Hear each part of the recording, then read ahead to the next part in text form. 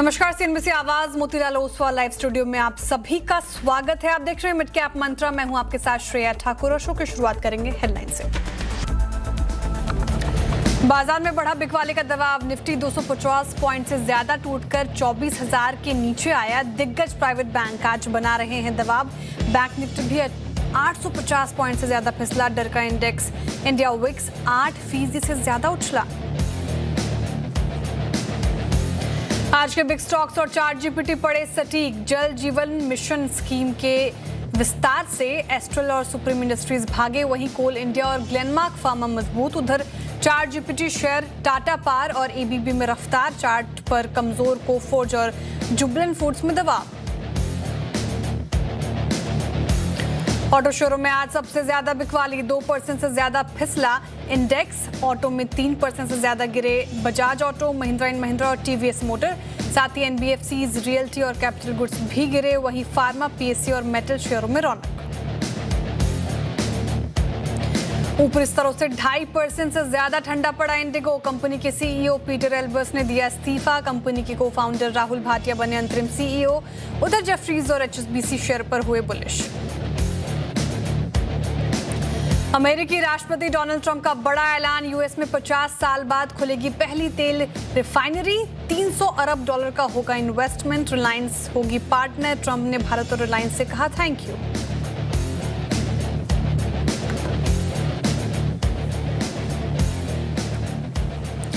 नमस्कार, आप देख रहे हैं मिड कैप मंत्रा और वेडनेसडे का सेशन काफी प्रेशर में मार्केट। कल की ठीक ठाक क्लोजिंग के बाद मार्केट की शुरुआत जो है वो खराब हुई है।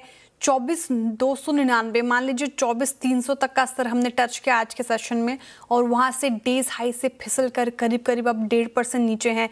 294 अंक डाउन। 24,000 का स्तर भी तोड़ा है हमने आज के सेशन में। तो फिलहाल निफ्टी तो काफी कमजोर नजर आ रहा है। बैंक निफ्टी की भी स्थिति काफी गंभीर। 920 अंक की भारी बिकवाली अब बैंक निफ्टी में आपको देखने को मिलेगी। दिग्गज प्राइवेट बैंक्स दबाव बना रहे हैं। एक बार कंट्रीब्यूशन प्लेट देखते हैं निफ्टी का, रखिएगा स्क्रीन पर, क्योंकि जिस कदर बैंक्स टूटे हैं आज, आप देखें HDFC bank, ICICI bank, axis bank, in fact अब भारतीय एयरटेल भी दबाव बनाता हुआ। तो बैंक से ज्यादा कंट्रीब्यूशन इस गिरावट में फिलहाल देखने को मिल रही है। लेकिन जिस तरीके से ब्रेथ अभी भी थोड़ी इंटैक्ट है। हालांकि मिड कैप अगर आप देखें तो इंट्राडे में इसने भी बढ़त गवाई है। लेकिन अभी भी देखें आप तो बढ़ने वाले शेयर्स की संख्या ज़्यादा, 1642 ऐसे स्टॉक्स जहां पर बढ़त के साथ कामकाज हो रही है। लेकिन शुरुआत से अब ये भी डिटोरिएट हुआ है। एक बार मिड कैप रखिएगा स्क्रीन पर और देखिए चार्ट इंट्राडे में कैसी बढ़त गवाई है, हाई साइड से फिसला है। लेकिन इनफैक्ट स्मॉल कैप अभी भी थोड़ा स्ट्रेंथ दिखाता हुआ ये पर्टिकुलर इंडेक्स, लेकिन मिड कैप में इंट्राडे में मुनाफा वसूली फिलहाल देखने को मिली है। अब यहाँ से मार्केट में क्या करना चाहिए, क्या स्टॉक स्पेसिफिक ही अप्रोच अपनानी चाहिए मार्केट में, उस को लेकर चर्चा करेंगे। और पृथ्वी फिनमार्ट के हरीश जुजारी जी हमारे साथ जुड़ रहे हैं शो में। हरीश जी, गुड आफ्टरनून और स्वागत है आपका कार्यक्रम में। मार्केट में काफ़ी प्रेशर, वेडनेसडे का सेशन हम देख रहे हैं कल की ठीक ठाक क्लोजिंग के बाद। क्या किया जाए निफ्टी, बैंक निफ्टी में स्टॉक स्पेसिफिक होना ज्यादा बेहतर होगा? जी बिल्कुल, अगर देखा जाए तो मार्केट्स में कल के उछाल के बाद आज वापस एक बार बिकवाली देखने मिल रहा है। जो भी एग्जैक्टली कल रेजिस्टेंस जो था पिछले हफ्ते में जो टूटा था, तो 24,300 वहीं से रिवर्स होते हुए नजर आ रहा है। निफ्टी में मेजर जो सपोर्ट था इमीडिएट 24,000 उसके नीचे ट्रेड कर रहा है। मुझे लग रहा है कि और वीकनेस एक्सटेंड होते हुए नजर आता है सेकेंड हाफ में।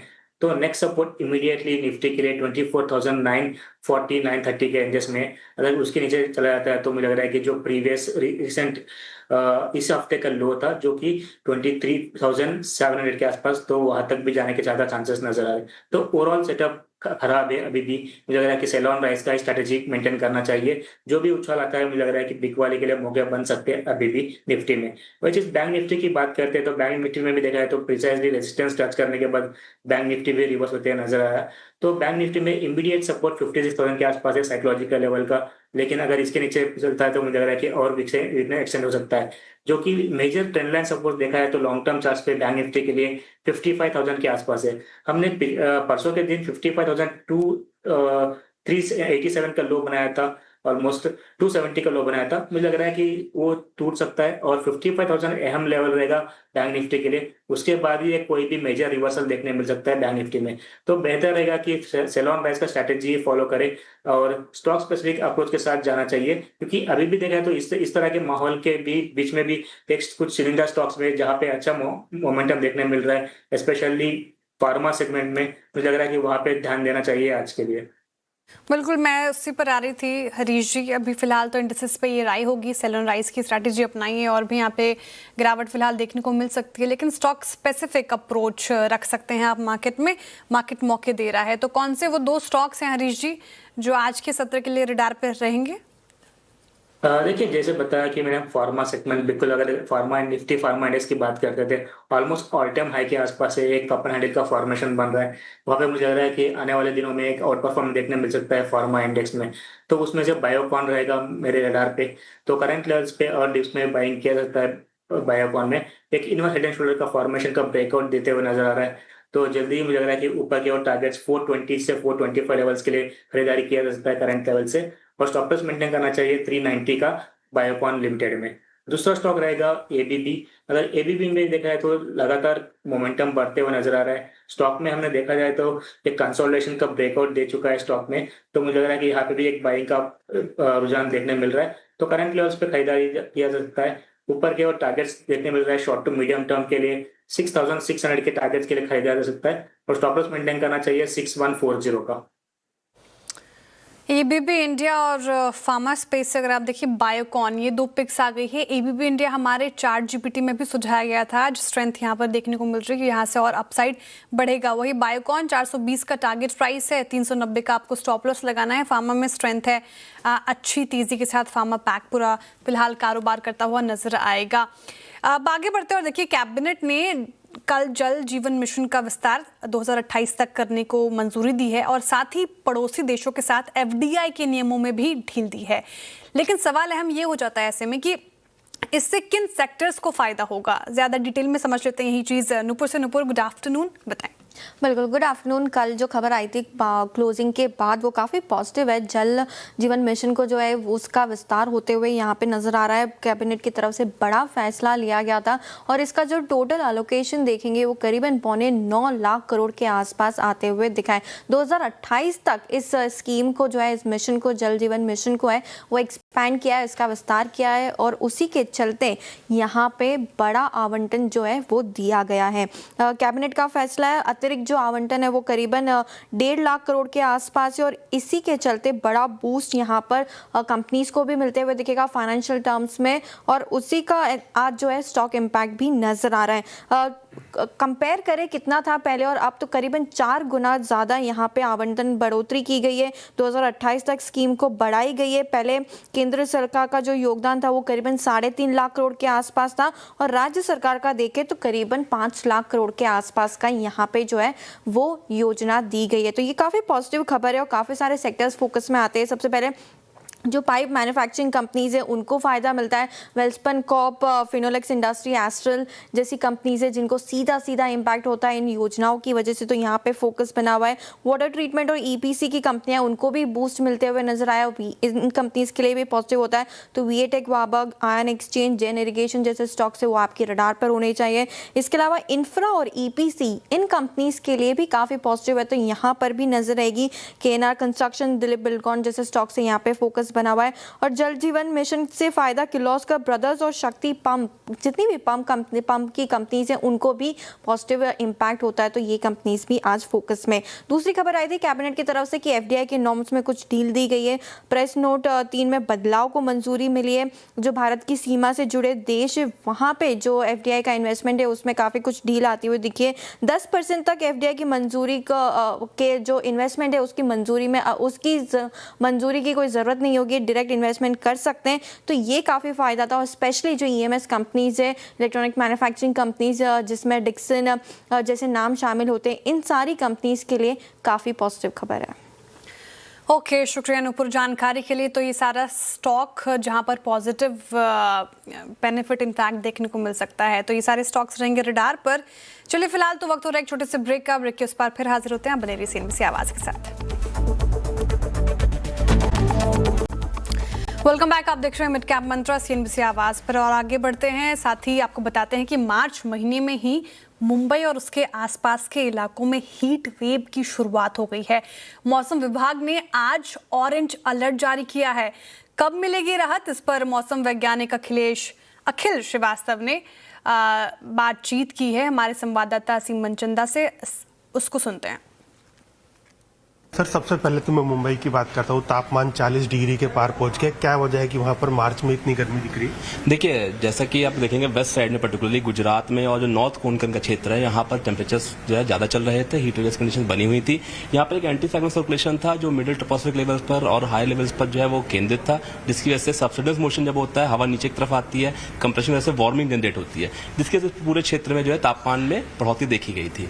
हालांकि अब जो है चीजें इंप्रूव हो रही हैं। तो क्या मान चलें कि आज के बाद से थोड़ी सी राहत मिलेगी, तापमान कम होगा वहाँ पे? जी, आज से हमारा अनुमान यही है कि अब आगे आने वाले दिनों में जो है टेम्परेचर रिडक्शन होगा। आज के लिए हॉट एंड ह्यूमिड वेदर की जो वार्निंग है कोंकण गोवा के लिए जारी की गई है। हालांकि कल के बाद से हमारा अनुमान यही है कि धीरे धीरे अगले 3-4 दिनों में 2-4 डिग्री सेंटीग्रेड तक टेम्परेचर जो है मुख्य रूप से कोंकण गोवा वाले क्षेत्र में कम हो जाएंगे। इंटीरियर की अगर बात करें, महाराष्ट्र की बात करें, तो वहां पर टेम्परेचर जो है 2 से 3 दिनों तक इसी स्थिति में रह सकता है। उसके बाद फेसेस में फॉल एक्सपेक्टेड है 2-4 डिग्री सेंटीग्रेड का। उस समय अगर उत्तर भारत की बात करूं तो कई जगह पर आपको लग रहा है कि हीट वेव अभी आने का अनुमान है? जी देखिए, अगर हम बात करें तो आप जैसे देख सकते हैं मैप पे भी गुजरात में और वेस्ट राजस्थान में जो है हीट वेव कंडीशन चल रही थी।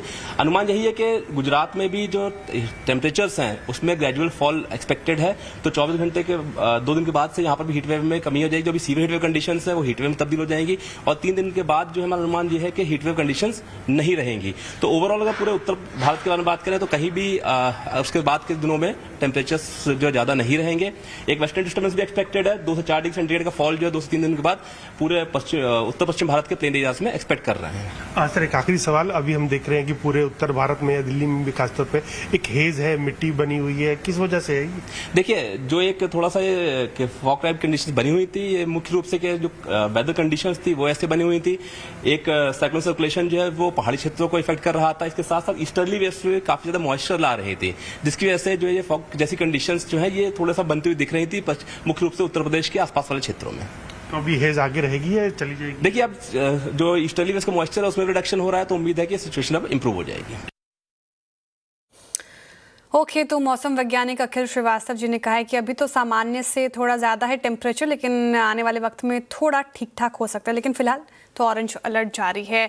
रुक रहे एक छोटे से ब्रेक के लिए। ब्रेक के बाद फिर हाजिर होते हैं। आप बने रहिए सीएनबीसी आवाज़ के साथ।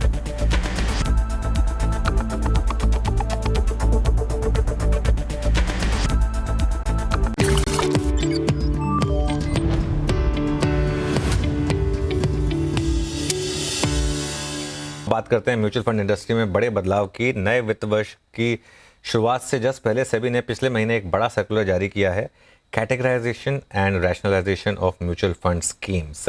इसका मकसद है फंड्स को ज़्यादा पारदर्शी टू लेबल बनाना। साथ ही सभी का मकसद इन्वेस्टर को सही स्कीम चुनने में आसानी देना भी है। लेकिन इनके इम्पैक्ट क्या होंगे? हमारे साथ आनंद राठी वेल्थ के जॉइंट CEO फिरोज अजीज जुड़े हैं। फिरोज जी, सभी ने चेंजेस किए हैं, आम भाषा में हमें समझाएं कि क्या है और इसका क्या इम्पैक्ट होगा। पहले तो जैसे आपने कहा कि ये बहुत अच्छा सर्कुलर, बड़ा सर्कुलर है। इसके काफी सारे चेंजेस हैं, बट ये जो स्कीम रैशनलाइजेशन की अगर हम हिस्ट्री जाने तो 2018 में जो स्कीम रैशनलाइज हुई और जो स्कीमों पे पाबंदी लगी और हर कैटेगरी को क्लियरली डिफाइन किया, उसकी ये और एक मुहिम है उसको और क्लियरली डिफाइन करने की। वो 2018 की जो चेंज थी, that is one of the core reasons why today we have reached 75 lakh crore of AUM in mutual fund industry. उसके बगैर हम पहुंच नहीं पाते। तो ये 3rd या 4th स्टेप है ऑफ रैशनलाइजेशन। तो इसमें क्या फर्क, मतलब पहले तो एक सिनॉप्सिस अगर बोलूं तो सेबी ने जो बारीकी पकड़ी है और थीम पकड़ी है वो बहुत अच्छी है और बहुत सेंसिबल है। तो ऑफ कोर्स सेंसिबल होगी, बट एक रीएश्योरेंस मिलता है एज एन इन्वेस्टर और अ distributor. I get a reassurance that the regulator is thinking so logically. For example, value और कॉन्ट्रा, ये दोनों कैटेगरी अलग करती। पहले ये दोनों सेम में आती थी, तो आप वैल्यू फंड भी रख सकते हैं, कॉन्ट्रा फंड भी रख सकते हैं। वैल्यू वो होती है जहां पे भेड़ चाल, मतलब सस्ते में मिले। कॉन्ट्रा भेड़ चाल से परे। ये दोनों के पोर्टफोलियो अलग हो सकते हैं। All value is not Contra, every Contra is not value. ये समझना आई थिंक रेगुलेटर की I would appreciate it significantly. Fund manager सोचता है वैसे सोचा। 1 सेकंड, अब अगर आपने दोनों ही रखने हैं तो इंटरसेक्शन नहीं होना चाहिए कि एक सेम पोर्टफोलियो को दूसरे रैपर में old fine in wine in new bottle बोलते ना, वो मत कीजिए। 50% नॉन इंटरसेक्टिंग होना चाहिए। वो सेकंड अच्छा कदम बोला। तो पोर्टफोलियो इंटरसेक्ट नहीं हो सकता। तीसरा, अगर आप ऑलरेडी इंटरसेक्ट कर रहे हैं काफी सारे स्कीमों में, तो उसको मैं 3 साल का वक्त देता हूं या देती हूं एज अ सेबी, तो उसको इंटरसेक्शन कम कीजिए। 1 साल में नहीं, 3 महीने में नहीं, 4 महीने में नहीं। तो जो भी नया पैसा भी आए फंड में, अगर वो डिप्लॉय अलग तरीके से हो, तो कुछ भी बेचे बगैर भी 50-50 एक फंड मैनेजर ला सकता है। इतना एसआईपी आता है। अगर अगले पैसे नए स्टॉकों में डाले जाएं तो automatically the intersection comes down. So these were some of the 3 very important, very promising regulatory changes. Firoz ji, बहुत लोग कह रहे हैं कि ये जो चिल्ड्रंस फंड, रिटायरमेंट फंड्स बंद किए, इसकी क्या जरूरत थी, और इसकी जगह जो लाइफ साइकिल फंड लाया गया, नया ऑप्शन अलाउ किया गया, इसकी क्या जरूरत थी? यस अनुज सर, ये इसकी रैशनैलिटी मुझे समझ में नहीं आई कि लाइफ साइकिल फंड्स को बंद करके दूसरे किस्म के फंड्स जो हैं उसको ऐड करने में। ऑफ कोर्स क्या है कि इंश्योरेंस इंडस्ट्री ने बहुत फायदा उठाया है ये जज्बात के आधार पे बेचने का। जैसे तुम्हारे बच्चों के लिए बेच रहा हूं, तो इंश्योरेंस का आप ऐड देखेंगे, बच्चों तक आते आते उसकी इन्फ्लेशन की वजह से कोई वैल्यू ही नहीं रह जाती, बट फिर भी वो बच्चों की पढ़ाई के लिए बेचा जाता है। और मैं देखता हूं क्लाइंटों की मेच्योरिटी होती है वो ना के 10% भी नहीं होती उनकी एजुकेशन के लिए। सो कमिंग बैक, ये जो जज्बात के आधार पे इंश्योरेंस इंडस्ट्री बेचती है, म्यूचुअल फंड इंडस्ट्री में भी थोड़ा सा देखा होगा शायद सभी ने कि यार your selling life cycle fund is better than retirement fund, children's fund. So ये मेरे को भी थोड़ा सरप्राइजिंग लगा। उसका रैशनल मुझे भी इतना पता नहीं है। बिल्कुल अनुज सर, आपने सही फरमाया कि this is one thing which I have not been able to fathom.